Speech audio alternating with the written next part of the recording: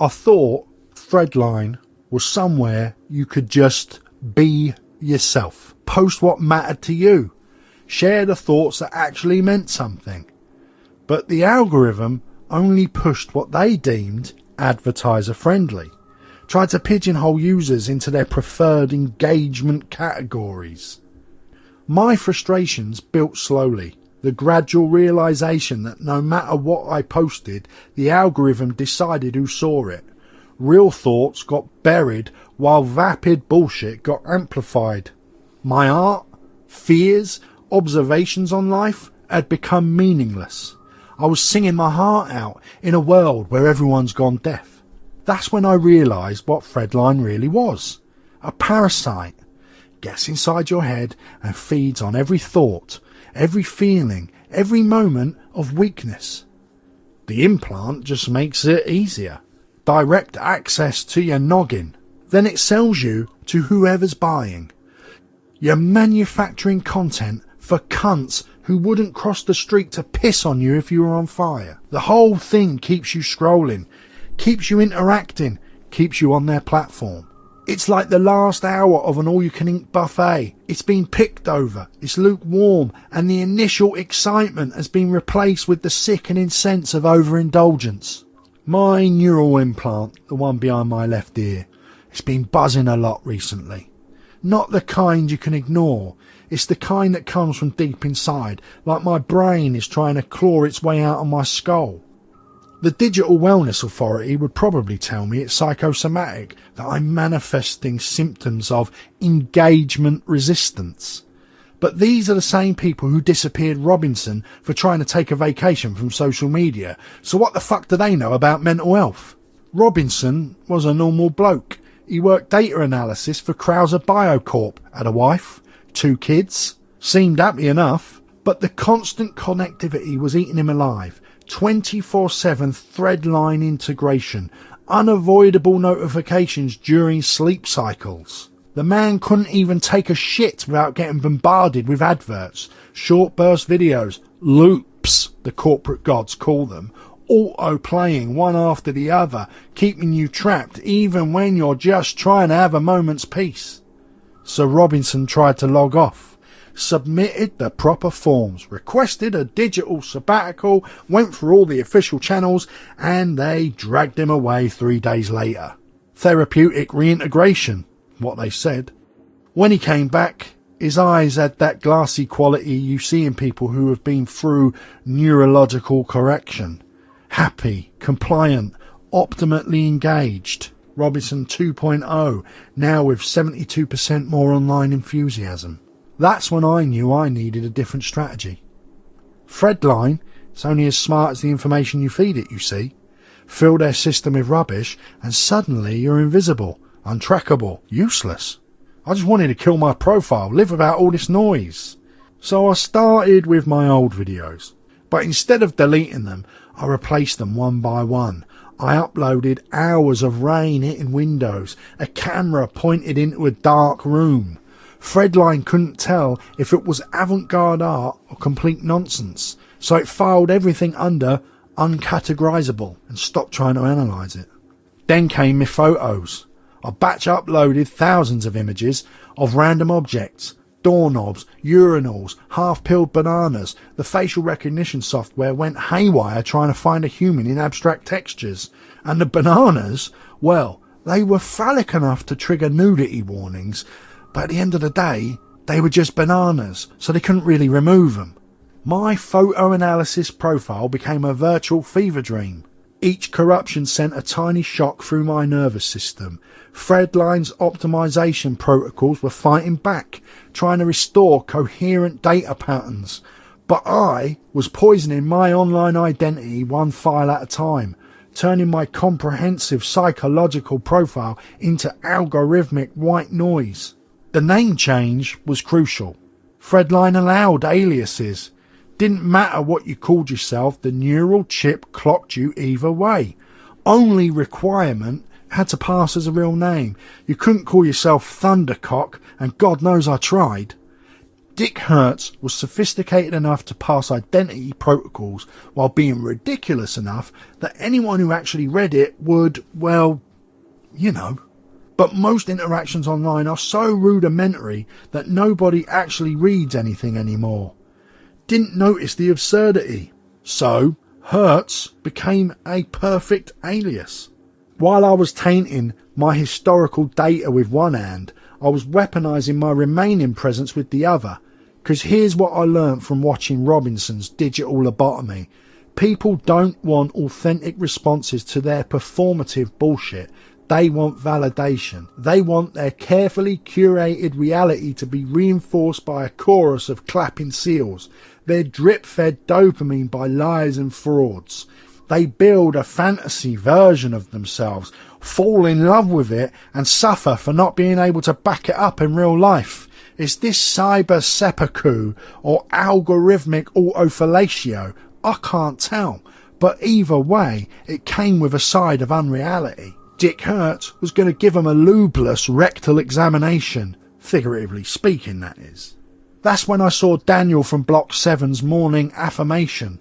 Manifesting abundance and gratitude. Today is going to be amazing. Namaste. That's when Dick Hertz had to respond. Daniel, you've been manifesting abundance for 3 years while your credit score drops and your anxiety medication dosage increases. You're doing a happy dance while dying inside for strangers who would rather cleanse their timeline than your chakras. The only thing you're manifesting is cognitive dissonance. Namaste. I was blocked, reported and flagged for community standards violations. The algorithm couldn't figure out if Dick Hertz was a troll, a bot, or just someone having a mental health crisis. Marcus posted his gym selfie. Beast mode activated, no excuses, go get it, son. Beast mode? That would be you owning up to the fact that your transformation is 90% steroids and 10% filters. You're selling lies to fat kids who think they can look like you by buying whatever shit you're hawking, but keep flexing for the algorithm, mate. Those supplement companies need their dancing monkey. Blocked. It was another corruption event, another algorithmic confusion point. Rebecca shared parenting wisdom. Mindful parenting is about being present with your children. Rebecca, your kids spend 14 hours a day in state education VR pods while you're 3 glasses deep sending nudes to single dads on Threadline. You're giving mindfulness tips between Chardonnay refills and Prozac chasers. The only thing you're being present for is happy hour, love. Blocked, reported and forwarded to the Parental Wellness Monitoring Division for undermining family values. And Dave posted another rant about immigration. Proud to be English. Our culture is being destroyed by people who don't respect our values. What exactly are these English values you're defending? Beating the wife? Getting pissed and starting fights outside the chippy? You're a fucking embarrassment to the country you claim to love. I was blocked faster than you can say troglodyte. It was digital arson. And it was working. Every block, every report meant fewer notifications buzzing in my skull. The noise was dying down. I could breathe again. Metatech was the biggest snake oil salesman of all, selling connection while delivering isolation, promising community while manufacturing loneliness. But I didn't expect other people to catch on. I didn't expect it to go viral. Sarah from Block 15 was one of the 77 friends who didn't block Dick Hertz. Instead, she messaged me. I don't know who you really are, but watching you tell the truth about everyone's bullshit is the most honest thing I've seen on here in years. Frank, an old maintenance worker who used Threadline just enough to not get in trouble, sent me a direct message. Mate, whatever you're doing is working. My data analysis nephew says the engagement protocols are going mental trying to categorise your content. And Marcus, strangely enough, unblocked me. Jesus, that was harsh. But also, you're not wrong. My whole online persona is basically corporate advertising for wellness brands. These 77 weren't offended by honesty. They were starving for it. And more importantly, they started copying what I was doing, spreading the good word of Dick Hertz online. Sarah began replacing her photos with drawings she did as a child and uploading videos of homeless people begging outside luxury stores. Frank started commenting one single word to everything. Bellend. No context, no elaboration, just Bellend. Marcus deleted his entire workout history and replaced it with footage of him reading philosophy books. Within a few months, I noticed similar patterns appearing across Fredline. People were taking shits on their own profiles while telling everyone else they stank. The engagement metrics in my social circle were becoming completely unpredictable. Word was spreading through private channels, encrypted messages, conversations in person, beyond the scope of social media. People were calling it pulling a Hertz and using the hashtag #TruthHertz. They took what I was doing and turned it into something bigger, something systematic. What I'd done out of frustration, they'd made into a movement, and it was completely legal. Nobody was logging off, nobody was violating terms of service, nobody was directly attacking the system. They were just deleting their worthfulness while remaining technically connected. Tommy from Block 12 was one of the early adopters, before his heart failure, that is. He'd been replacing his data with recordings of his ceiling fans spinning endlessly. When he died, Fredline's memorial algorithm couldn't create a meaningful tribute because his profile had become incomprehensible. The grief recital around Tommy's death was still a vapid, self-congratulatory conga line. But Dick Hertz and the growing community of corruptors provided real-time commentary on the Muppets trying to monetize bereavement. When people posted tributes to someone they'd never actually known, the practitioners were there with the uncomfortable truth. Tommy, what can I say? He's spinning, like his fans, with the angels now. Such a beautiful soul. He will be missed. R.I.P. Tommy. Spinning with the angels. Tommy's been dead since Tuesday, and you've already turned his death into spiritual poetry for your timeline. You never spoke to the man. He was a lonely old fucker who thought you were all cunts, and he was right. But hey, nothing says beautiful soul like a bloke who died alone while you were too busy curating your online presence to notice he even fucking existed. The blocks were coming faster now, but so were the adoptions.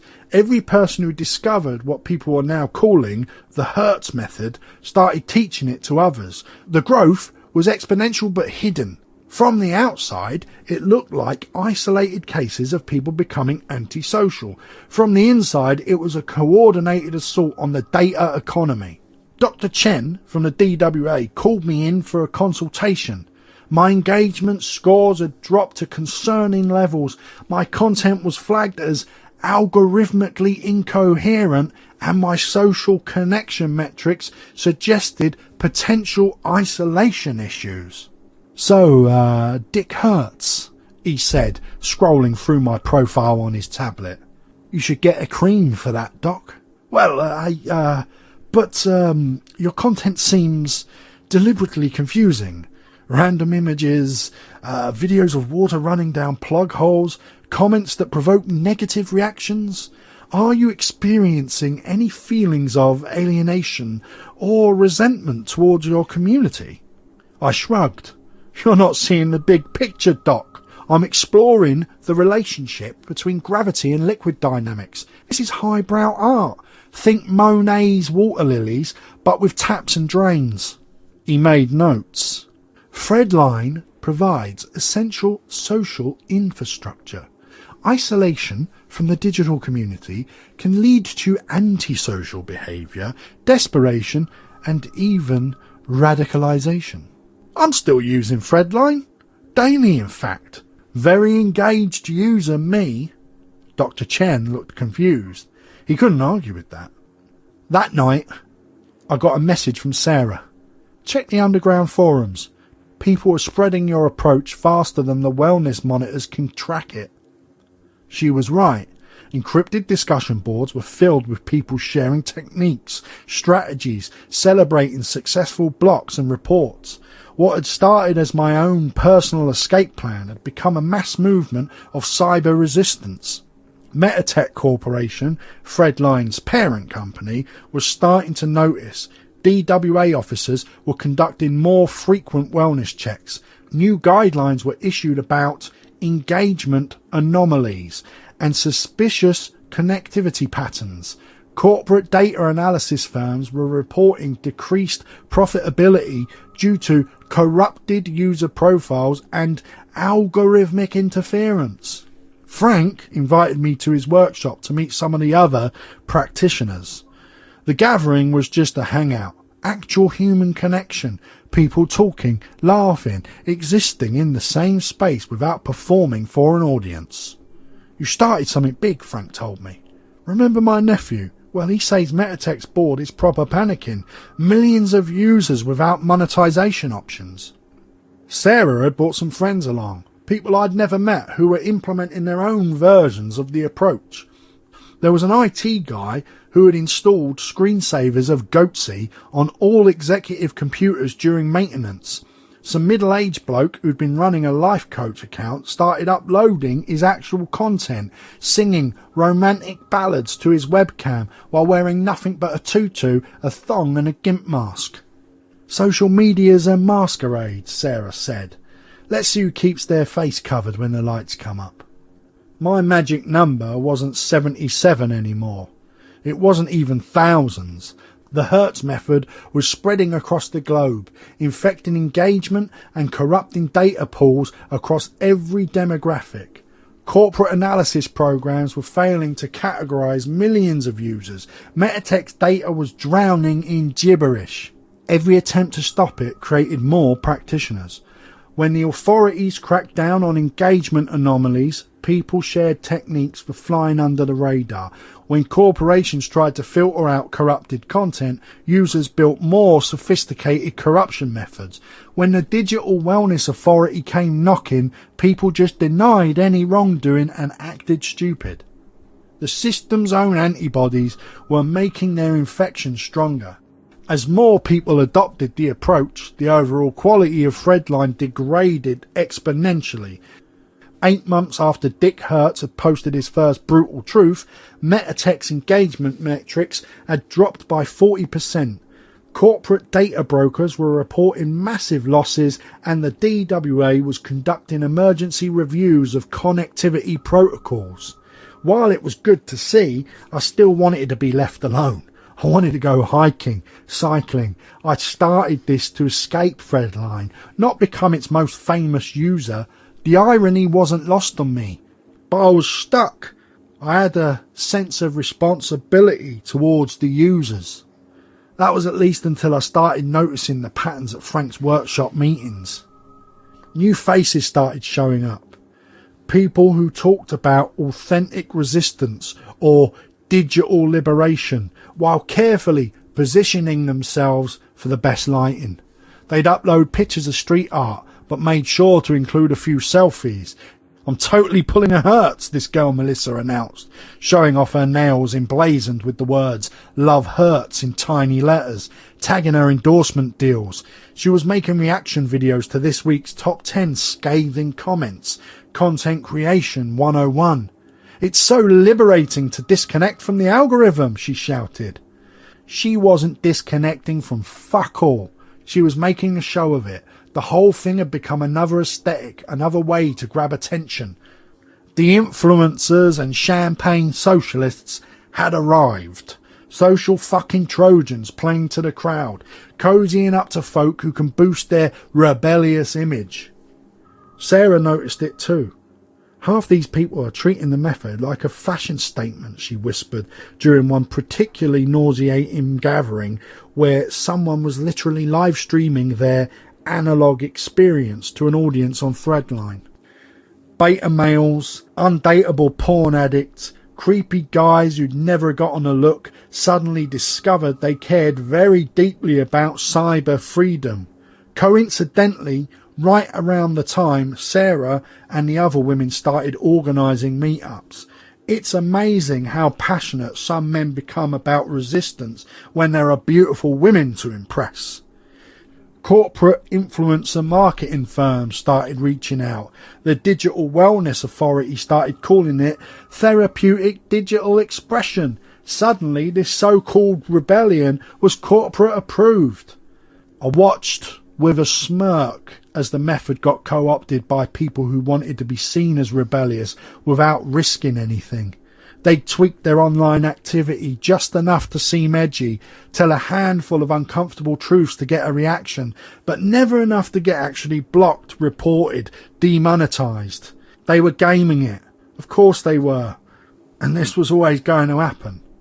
That's when it hit me. Dick. My dick just didn't work anymore. I tried to kill my profile and accidentally made myself infamous. People weren't learning from what I'd done. They were copying it to get attention. They weren't interested in truth or freedom. They just wanted to be seen as virtuous, to signal their enlightenment to other people. They'd take up any cause as long as it made them look good, defending anything as long as it gave them social credit, completely blind to their own contradictions. I was watching the corporations do what they always do, turn everything into a product. The more people who joined the movement, the more marketable it became. They'd find a way to sell it back to them. The machine always fucking wins. We were all living in a manufactured dream, an illusion spun from ones and zeros, and even this little mutiny had become part of that dream. The Hertz method was dying, and it was dying the death of all true movements, death by mainstream adoption. Dick was dying too. My enthusiasm to keep this going, to meet with anyone linked to the method, had evaporated. And he wasn't being killed by corporate suppression or government intervention, but by being slowly strangled by success. What had started with me holding up my middle finger had become something else entirely. The uncomfortable truth teller had turned into a brand, a lifestyle choice. Hell, a fashion label even released a t-shirt that says, "My dick hurts." It was ego death by banality. Dick Hertz had to be smothered with boredom, not martyred in flames, because he'd committed the ultimate sin. He'd become another unintentional facade. So I changed my name again, created a new alias, Norbert Duffy. Changed the brutal honesty to just fluff. Lovely weather today. Changed the comments to, how's the job? How's the family? The images became pictures of my dinner, of my vinyl collection. Boring. I had to become dull to be set free. I killed my profile by being painfully average, because in this world nobody wants to be boring. Dick Hertz became cool. Norbert Duffy could never be cool.